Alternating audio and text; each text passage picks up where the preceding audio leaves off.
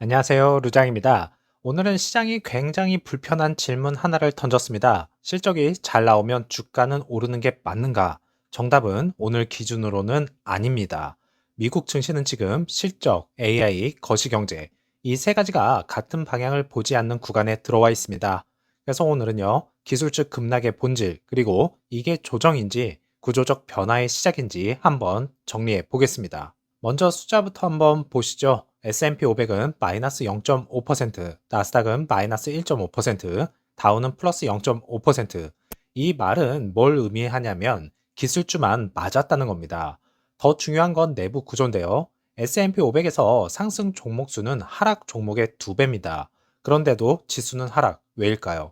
덩치 큰 기술주들이 동시에 빠졌기 때문이겠죠. 상징적인 기업부터 보면 알파벳입니다. 알파벳은 실적 발표와 함께 2026년 AI 투자 최대 1,850억 달러를 예고했습니다. 이건 기술적으로는 엄청난 긍정 신호죠. 하지만 시장의 반응은 주가는 마이너스 1%. 이유는 단순합니다. AI는 필요하지만 지금은 너무 비싸다. 그래서 아이러니하게도 알파벳은 빠지고요. 엔비디아, 브로드컴은 반등했습니다.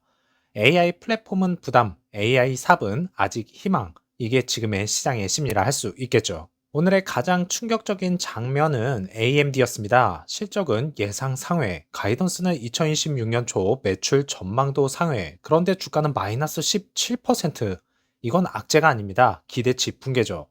지난 12개월 동안 주가가 2배 오른 상태에서 시장은 더 이상 잘했다로는 만족하지 않습니다. 그 다음은 뭐냐? 얼마나 더 빨리 성장하느냐? 이 질문에 답이 약하면 실적이 좋아도 주가는 두드러 맞습니다. 소프트웨어 쪽은 더 복잡합니다. 요즘 시장이 가장 두려워하는 건 AI 경쟁에서 지는 기업인데요. 기존 SAAS 반복 과금 모델, 진입 장벽이 낮은 소프트웨어, 여기에 AI 툴 얘기가 나오면서 기존 소프트웨어 다 대체되는 거 아니야? 이 공포가 퍼지고 있다는 것이죠. 이건 실적의 문제가 아니라 비즈니스 모델 존속성의 문제입니다. 가상 자산도 흔들리고 있습니다. 비트코인은 5일간 마이너스 13%, 약 7만 3천 달러고요. 결정적인 한마디, 미 재무장관 스콧 베센트의 말이었습니다. 정부는 비트코인을 구제하지 않는다라는 말이었는데요. 이 발언의 의미는 단순합니다. 위험 자산의 안전망이 사라졌다.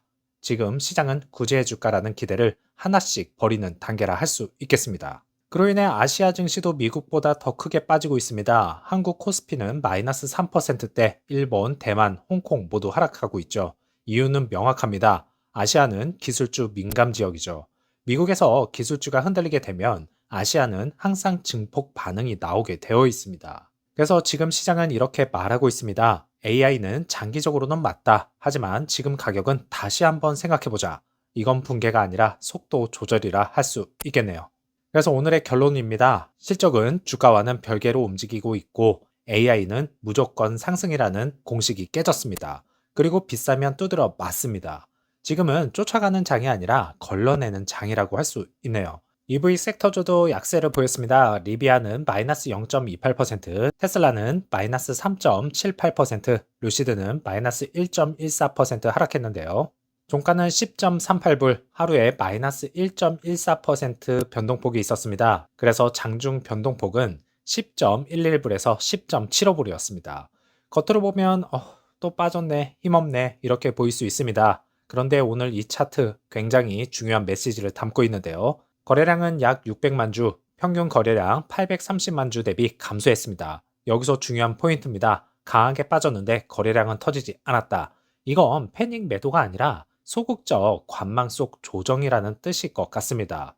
그래서 자세히 들여다보면 오전 초반에는 매도 압력, 정오 이후에는 반등 시도, 그리고 난 다음에 박스권 횡보. 이 구조는 아주 전형적이죠. 더 팔 사람은 팔았고 더 살 사람은 아직은 아니다. 즉 방향성 부재 구간이라고 할 수 있겠습니다. 오더플로에서 인플로우는 9.44 밀리언 달러, 아웃플로우는 7.74 밀리언 달러입니다. 순유입이 1.7 밀리언 달러 더 많았고요.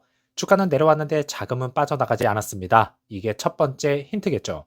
팔려면 지금 팔아야 하는데 큰 돈은 나가지 않았다. 차트상으로는 반등도 약하고 거래량도 크지 않았습니다. 그런데 오더플로우를 보면 이유가 명확하죠. 위에서는 팔았지만 아래에서는 다시 한번 받아주고 있다. 그래서 나타나는 현상이 급락은 아니고 장대 음봉도 아니고요. 패닉 거래도 아닙니다.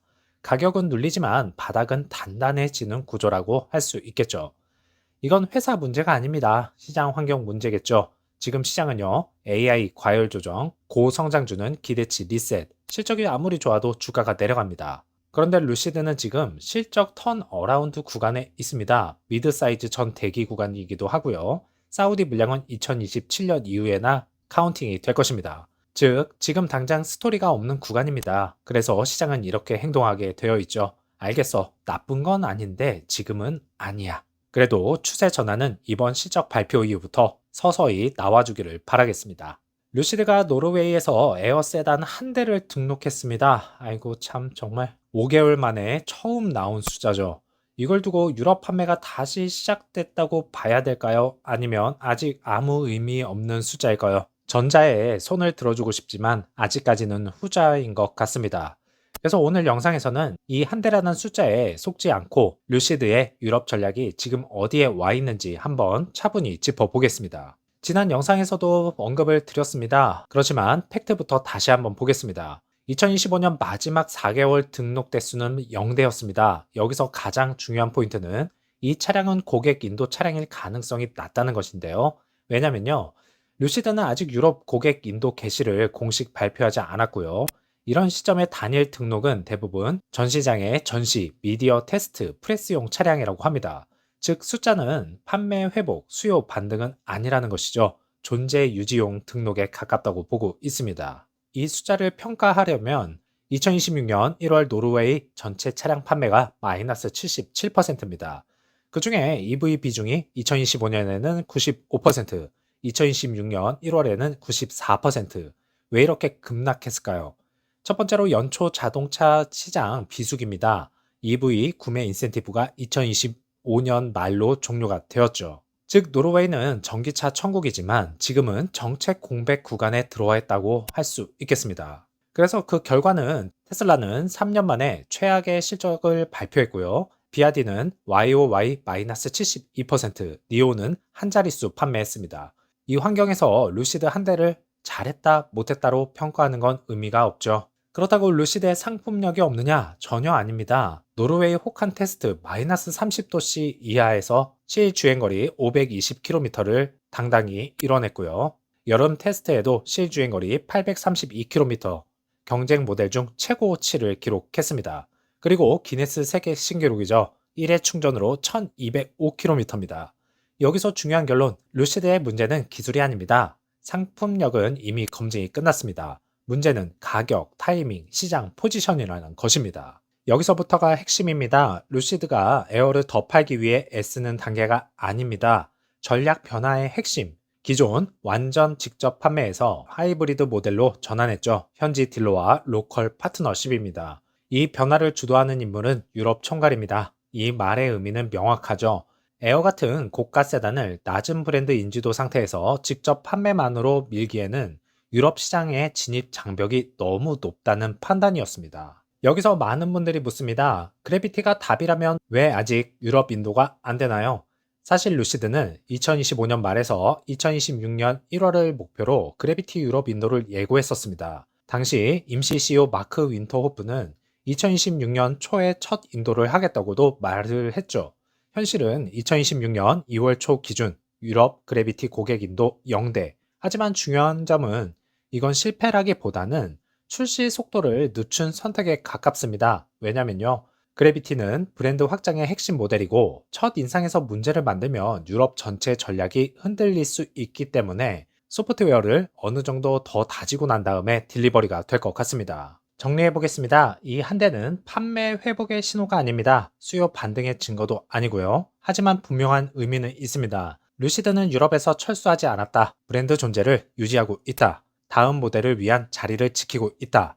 그리고 그 다음 모델은요, 그래비티, 그리고 미드 사이즈 EV입니다. 이 숫자는 반등의 증거는 아닙니다. 하지만 철수의 신호도 아니겠죠. 루시드는 지금 팔고 있는 회사가 아니라 다음 국면을 준비하는 회사에 더 가깝다고 보고 있습니다. 유럽에서의 한 대의 성과가 아니라 의지의 표시이고요. 중요한 건 오늘의 숫자가 아니라 다음 모델이 등장했을 때 시장이 반응할 준비가 되어 있느냐입니다. 조용하지만 아직 끝나지 않았습니다. 루시드는 더 크게 성장할 것이고 더 많이 팔리게 될 것입니다. 힘내시는 오후 되시고요. 다음 영상에서 찾아뵙겠습니다. 감사합니다.